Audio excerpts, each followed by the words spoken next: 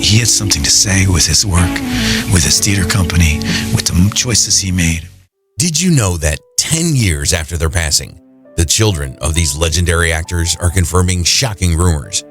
Some secrets are bigger than the silver screen, and today we're diving deep into the truth behind their lives and deaths.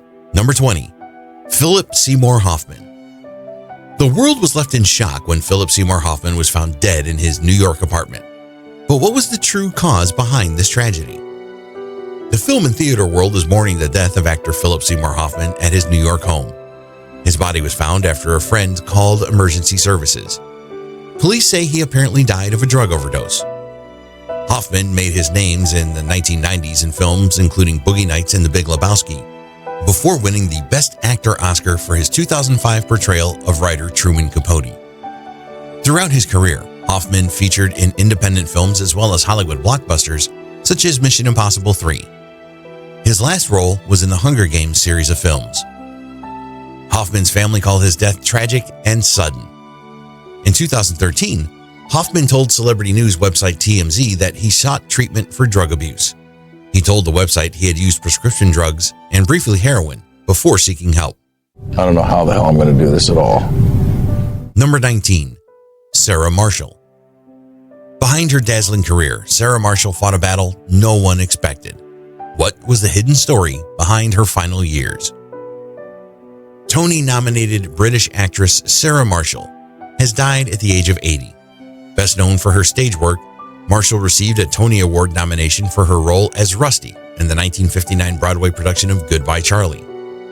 Her other Broadway appearances included Dream Girl, 1951, Idiot's Delight in 1951, Charlie's Aunt, 1953, and The World of Susie Wong in 1958.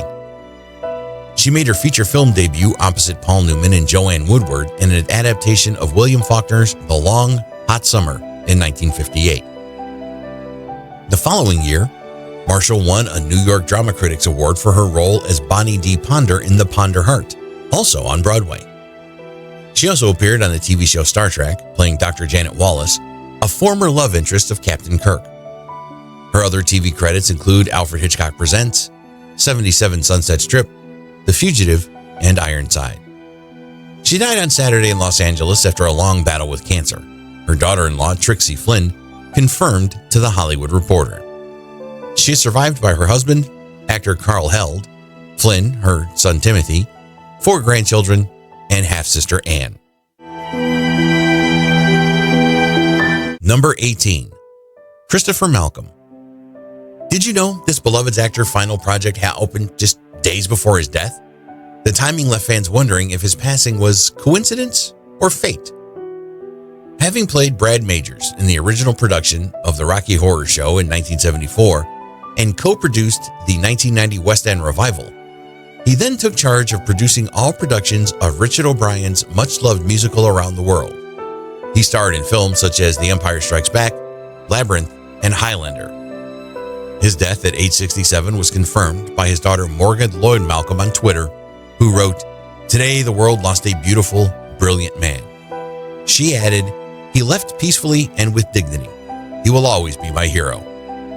Just days before his death, his latest project, Oh, What a Lovely War, at Stratford East, opened to glowing reviews. Although he worked more in the theater world, he maintained his on-screen acting career too, famously playing Justin in BBC comedy Absolutely Fabulous, the gay ex-husband of his friend Jennifer Saunders' character Eddie. He is survived by his wife, the actor Judy Lloyd, and his 3 children and grandson. Would you mind waiting until they settle the check? Number 17, Ralph Waite. He was America's favorite TV dad, but did Ralph Waite's personal life mirror his on-screen character? What was Papa Walton hiding behind the scenes? Actor Ralph Waite, best known for playing John Walton Sr., Papa Walton, in the long-running TV show The Walton, has died at the age of 85. An ordained Presbyterian minister, social worker, and former Marine, Waite turned to acting in the early 1960s, starring on Broadway opposite Faye Dunaway in Hogan's Goat. Small screen roles followed, working alongside the likes of Paul Newman and Jack Nicholson in films such as Cool Hand Luke and 5 Easy Pieces. But it was The Waltons, which began in 1972, that Waite found global fame. The actor, already in his mid-40s, played Depression-era homesteader John Walton, the father of 7 living in rural Virginia, who worked hard to look after his family while imparting wisdom and authority to his homespun brood. The show was an unexpected hit. Running for 9 seasons, it prompted a series of movie spin-offs and found viewers across the world. The actor received an Emmy nomination for his role in The Waltons and another for his performance in the 1977 miniseries Roots, playing Slater, the first mate of a slave ship. He remained a working actor until late last year, starring in the 90s big screen hits such as Cliffhanger and The Bodyguard. Last year, Waite starred in the crime series NCIS, playing the father to Mark Harmon's protagonist. He also made recent appearances in Bones and U.S. soap Days of Our Lives as Father Matt. He was married 3 times and is survived by 2 daughters from his first marriage. And I eased over finally years later into acting. I didn't start even thinking about acting until I was 35. Number 16, Ephraim Zimbalist Jr. He played one of TV's most iconic investigators. But what do we really know about the man behind the badge? His children reveal more than we expected. Zimbalist Jr. played Inspector Louis Erskine in the FBI, which ran from 1965 until 1974. Before that, he became a household name in the U.S. playing private investigator Stu Bailey in 77 Sunset Strip, which ran from 1958 to 1964. In addition to his leading TV roles, Zimbalist Jr. made numerous stage and film appearances. His stage debut was opposite Spencer Tracy in The Rugged Path. His show, The FBI, was famous for posting real photos from the Federal Crime Investigation Agency's Most Wanted list at the end of each program. The FBI honored Zimbalist Jr. by making him an honorary G-Man in 2009. His daughter, Stephanie Zimbalist, and son, Ephraim Zimbalist III, said in a statement, "We are heartbroken to announce the passing into peace of our beloved father, Ephraim Zimbalist Jr., at his Solvang Ranch."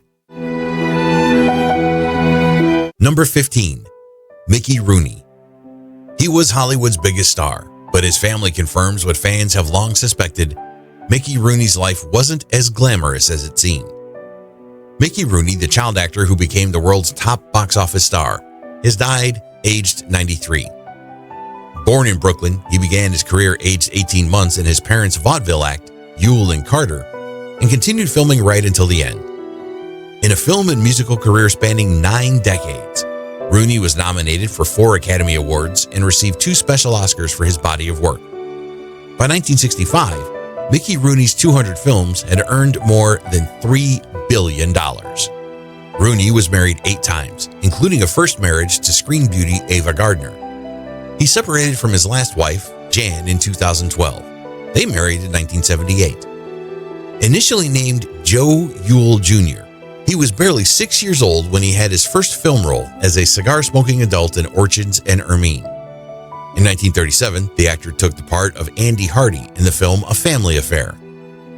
Playing the son of a small-town judge proved a huge box office draw and spawned a hit series lasting 8 years. At the same time, a series of barnyard musicals, including Babes on Broadway and Strike Up the Band, paired him with another celebrated youth star, Judy Garland. By 1939, Rooney was established as the film industry's top box office draw, and that year, at the age of 19, he became the youngest person to be nominated for a Best Actor Oscar for his role in Babes on Broadway. But despite his success, Rooney admitted his fame had forced him to grow up too quickly. By the time he was 30, he said he felt 100 years old. Rooney appeared in 4 TV series during his career, including The Mickey Rooney Show in the 1950s. But his star was on the wane, as he dropped from leading man to second man in films such as Military Policeman with Bob Hope and Korean war drama The Brigades at Toko-ri, alongside William Holden and Grace Kelly the following year. The show business legend was declared bankrupt by the early 1960s, with much of his money spent on maintenance for ex-wives and a reckless lifestyle. However, his career enjoyed a revival with the film Pete's Dragon in 1977 and his show Sugar Babies, which hit Broadway in the late 1970s. At the time of his death, Rooney was working on a film called The Strange Case of Dr. Jekyll and Mr. Hyde. Because she is the girl. Number 14, Richard Bull. Known for his gentle portrayal in Little House on the Prairie, Richard Bull's family confirms that there was more to his story than met the eye. Actor Richard Bull played shopkeeper Nels Oleson in the long-running U.S. TV series Little House on the Prairie. His quiet, long-suffering character was saddled with an overbearing wife and spoiled daughter, Nellie. The performer, who was a resident of a Los Angeles home for retired actors, died of pneumonia in the hospital. Bull's lengthy screen career stretched back to the 1950s, including roles in the 1968 version of The Thomas Crown Affair and multiple parts in Mission Impossible and The Streets of San Francisco. His last credited screen appearance as an elderly farmer in the TV series Boss came in 2011. Bull lived in the Motion Picture and Television Funds Hospital with his wife, actress Barbara Collentine. Catherine Scotty McGregor, who played his on-screen wife Harriet in Little House on the Prairie, also lives in the residential facility. Number 13, Shirley Temple. Shirley Temple wasn't just Hollywood's most beloved child star, but did you know she also made waves in politics? Her children have revealed the untold details of her remarkable second career. With her adorable charm and blonde curls, she was one of those popular stars of the 1930s, in hit movies like Bright Eyes and Stand Up and Cheer. After retiring from films in 1950, at the age of 21, Temple returned to the spotlight as a politician and diplomat. Born in 1928, Temple soon became a major star after getting her first film role at the age of 3. Her singing, dancing, and acting won over fans worldwide. She was given a special juvenile Oscar in 1935 when she was just 6 years old. To this day, she is still the youngest person to receive an Academy Award. With the nickname America's Little Darling, she was ranked as Hollywood's biggest draw for 4 years running, from 1935 to 1938, in an annual poll of U.S. cinema owners. She was such a hit that U.S. President Franklin Delano Roosevelt dubbed her Little Miss Miracle for raising morale during the Great Depression, and she was credited with helping save 20th Century Fox from bankruptcy. Temple starred in a total of 41 feature films, but found it difficult to sustain her career in adulthood and left acting behind in 1950. She continued to appear on television, but that work dried up and she eventually stepped away from the spotlight. She died at age 85 in February 2014 at home in Woodside, California, from natural causes. She was surrounded by her family and caregivers, a statement said. I have one piece of advice for those of you who want to receive the Lifetime Achievement Award. Start early. Number 12, James Reborn. His role in Homeland was one of the most iconic, but few knew that James Reborn had been silently battling cancer for over 2 decades. The truth is finally coming out. U.S. actor James Reborn, known for his roles in TV series Homeland and the film Scent of a Woman, has died. Reborn, 65, who had skin cancer, died at his home in South Orange, New Jersey, his agent Diane Bush said. His career spanned 5 decades and saw him appear in TV shows including The Good Wife and 30 Rock, and films such as Meet the Parents, My Cousin Vinny, Carlito's Way, and Basic Instinct. Diagnosed with melanoma in 1992, he continued working until just a month before his passing. Reborn had more than 100 screen credits, one of the most recent being for Homeland, in which he played Frank Matheson, the father of Claire Danes' CIA officer Carrie Matheson. His films include The Talented Mr. Ripley, in which he played a shipping magnate, plus Meet the Parents and The Game. Reborn is survived by his wife Rebecca Lynn and 2 daughters. Number 11, Eli Wallack. You know him as one of the greatest villains in film history. But what was Eli Wallack really like off screen? His children reveal a gentler side of the actor that fans never saw. Character actor Wallack, who began his film career in 1956 after 10 years on stage, was admired for his wide range in a career spanning 6 decades. His portrayal of Bandit Chief Calvera in The Magnificent Seven was regarded by many as his definitive role. When he received an honorary Oscar in 2011, he was described as a quintessential chameleon. Though he was never nominated for an Oscar during his 60-year career, The Academy rewarded him in 2011 for effortlessly inhabiting a wide range of characters while putting his inimitable stamp on every role. His films include the classic westerns How the West Was Won and The Misfits. Arguably best known for his villains, he made a lasting impression as Tuco opposite Clint Eastwood in Sergio Leone's 1966 spaghetti western The Good, the Bad, and the Ugly. Years later, Wallack said strangers would recognize him and start whistling the distinctive theme tune. He was also successful in light comedy and appeared in many TV shows, including playing Mr. Freeze for a spell in the 1960s Batman TV series. The veteran star continued making films into his 90s, with his last big screen appearance in Wall Street, Money Never Sleeps in 2010. His death was confirmed by his daughter Catherine in the New York Times.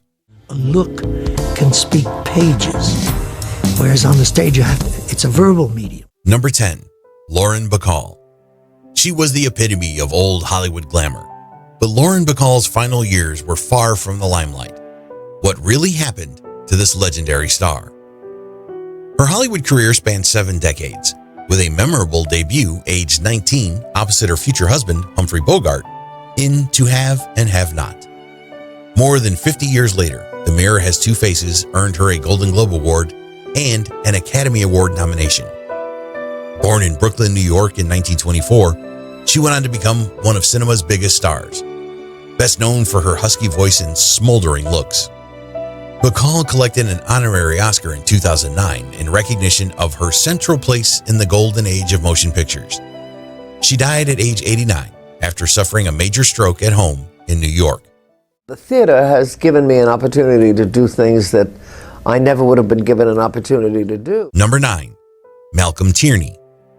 He appeared in classics like Braveheart and Star Wars, but Malcolm Tierney's children recently revealed the truth about his final days. What were they hiding?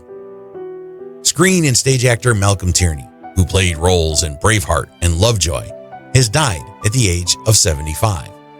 Tierney, who performed a range of character roles on TV and film from the 1960s, played Tommy McCardle in soap opera Brookside from 1983 to 1987. He was also noted for his theater work with the Royal Shakespeare Company in the 1970s. In 2012, Tierney appeared as Soren in Chekhov's The Seagull at London's Southwark Playhouse. Tierney took a significant role in the BBC show Lovejoy, playing the roguish antique dealer's rival in 3 series of the lighthearted program. The Manchester-born actor also appeared in Doctor Who, Strand, The Trial of a Lifetime Lord in 1986, and had a role in the original Star Wars movie in 1977. Cinema audiences will also recognize him from the Mel Gibson movie Braveheart, in which she played the villainous magistrate who executes William Wallace's wife before meeting a similar end at the hands of the Scottish rebel. 8. Bob Hoskins. Bob Hoskins was beloved for his roles in Who Framed Roger Rabbit and Mona Lisa, but his family confirmed that the actor struggled quietly with illness before his death. British actor Bob Hoskins, who is best known for his roles in The Long Good Friday and Who Framed Roger Rabbit, has died of pneumonia at the age of 71. The star won a BAFTA and was Oscar nominated in 1987 for crime drama Mona Lisa, in which he starred opposite Sir Michael Caine and Robbie Coltrane. He announced he was retiring from acting in 2012 after being diagnosed with Parkinson's disease. On the small screen, he appeared in shows such as Play for Today, On the Move, Vandervalk, and BBC drama The Street. On film, his credits also included Mermaids, Hook, Mrs. Henderson Presents, and Maid in Dagenham. His last film role was one of the dwarves in 2012's Snow White and the Huntsman, starring Kristen Stewart. This film, you got to be very careful. Number 7. Harold Ramis. Fans of Ghostbusters were heartbroken by Harold Ramis's passing, but there was more to his illness than anyone knew. His family is now revealing what he kept hidden. The star found fame as bespectacled ghost hunter Egon Spengler in the Ghostbusters franchise in 1984. But he was also a talented writer and director, whose credits included Caddyshack and Animal House. The star had reportedly been quiet about his illness, which dated back to 2010. But several friends are said to have visited him recently, including Bill Murray, from whom he had been estranged for years, the Chicago Tribune said. He died at age 69 of autoimmune inflammatory vasculitis, a rare disease that involves swelling of the blood vessels, his agent told the BBC. He started his career as a writer by penning art stories for his local newspaper and editing Playboy magazine's party joke section. Number 6. James Garner. James Garner was a TV legend, but his family has confirmed what few people knew. His health had been declining for years before his death.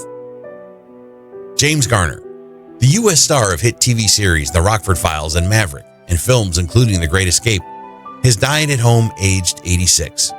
Garner suffered ill health since a severe stroke in 2008. Garner famously played the laconic private investigator Jim Rockford.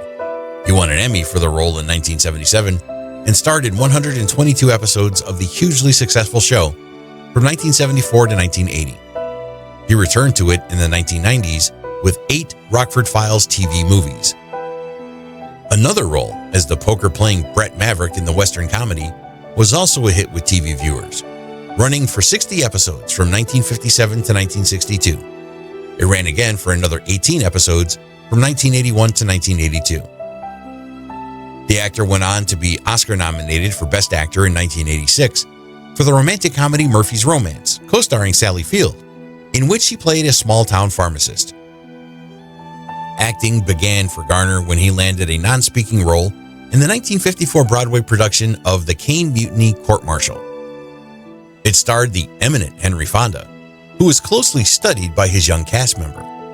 He went on to win a role in the 1956 film Towards the Unknown, about early supersonic flight experiments. Garner went on to be nominated for 9 Golden Globes for shows including The Rockford Files in 1980 and Maverick in 1982, having won in 1958 for Most Promising Newcomer. He also won a further 2 for TV series Decoration Day 1991 and Barbarians at the Gate in 1994. In 2005, the veteran star was given a Screen Actors Guild Lifetime Achievement Award. Garner married his wife, TV actress Lois Clark, in 1957. They had 2 daughters, Kimberly from her previous marriage, and their daughter, Greta. Number 5. Roger Lloyd Pack. Roger Lloyd Pack was known for his comedic roles, but his passing was anything but humorous. His family has confirmed details about his final days that few knew. Roger Lloyd Pack, the British actor known to millions as slow-witted road sweeper Trigger in BBC sitcom Only Fools and Horses, had pancreatic cancer and died at home surrounded by his family. Well known for his rubbery face and lugubrious delivery, he also appeared as Owen Newitt in The Vicar of Dibley. Born in North London in 1944, he was the son of actor Charles Lloyd Pack and the father of actress Emily Lloyd. A versatile character actor who was at home with both comedy and drama, Lloyd Pack studied at the Royal Academy of Dramatic Art, RADA, before making his stage debut in Northampton. After appearances in The Avengers and other TV shows, his screen debut came in 1968 when he played a small part in The Magus. His breakthrough came in 1981 when he was cast as Colin Trigger Ball, the dim but amiable road sweeper who always called Lyndhurst's character Dave. Number 4. Dora Bryan. She was a comedy legend, but Dora Bryan's final years were filled with personal tragedy. Her children revealed the emotional toll that her career took on her. She was best known for her roles in The Last Summer Wine and Absolutely Fabulous, and won a Best Actress BAFTA for the 1962 film A Taste of Honey. She died at the Sussex County Hospital in Brighton with her sons Daniel and William at her bedside. The actress made her stage debut aged 12 before working with ENSA, the Armed Forces Entertainment Body, during World War II. After moving to London, she was encouraged to change her surname by Noel Coward while appearing in a production of his play Private Lives. She went on to play the title role in Hello Dolly on stage and make appearances in such films as The Blue Lamp, Carry On Sergeant, and The Great St. Trinian's Train Robbery. In real life, she endured several hardships. She suffered 2 nervous breakdowns. Her adopted daughter, Georgina, died from alcoholism, and her husband, cricketer Bill Lawton died from Alzheimer's in 2008.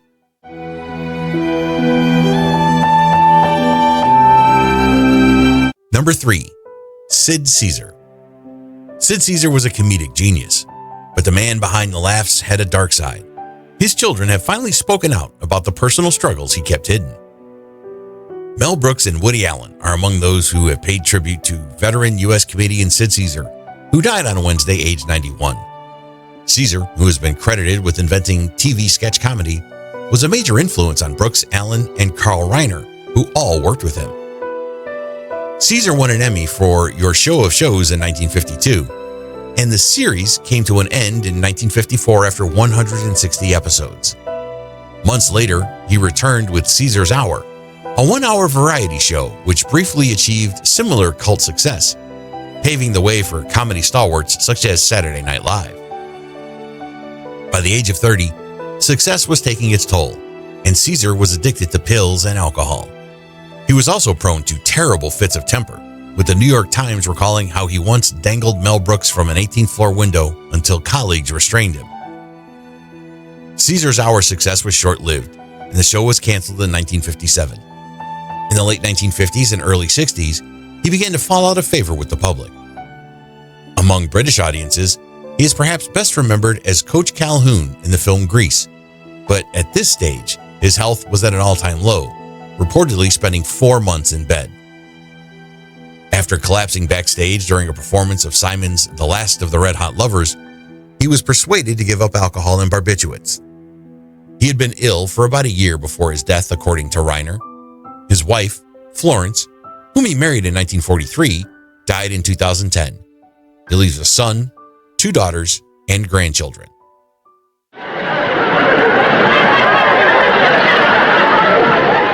Number 2. Richard Keel. Richard Keel may have terrified us as the steel-toothed villain Jaws, but off-screen, his life was filled with surprising struggles. His family is now confirming what fans have long suspected. Actor Richard Keel, who played steel-toothed villain Jaws in 2 James Bond films, has died in California at age 74. The towering American star, who appeared in The Spy Who Loved Me in 1977 and Moonraker in 1979, died in a hospital in Fresno on Wednesday.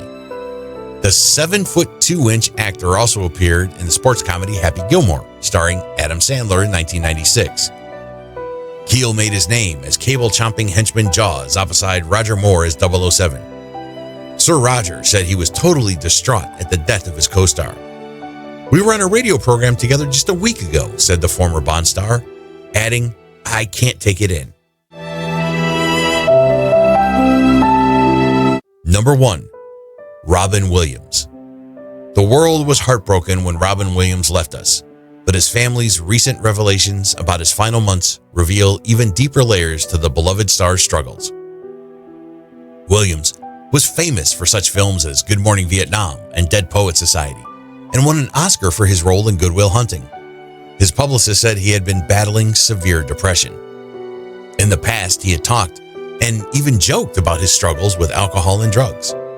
Williams had recently returned to a rehabilitation center to fine-tune his sobriety 1 month before his death in August 2014. Marin County Police in California said he was pronounced dead at his home shortly after officials responded to an emergency call around noon local time. The local sheriff's office said Williams was found unconscious and not breathing at his home near Tiburon, north of San Francisco. He doesn't even let her run the house. And he's in the kitchen, and he serves. And he tells that beige savage what to do. Thanks for watching. If you enjoyed this deep dive into Hollywood's biggest legends, don't forget to hit that subscribe button and turn on notifications. Want more shocking stories? Check out our other videos and uncover the secrets of your favorite stars. See you next time.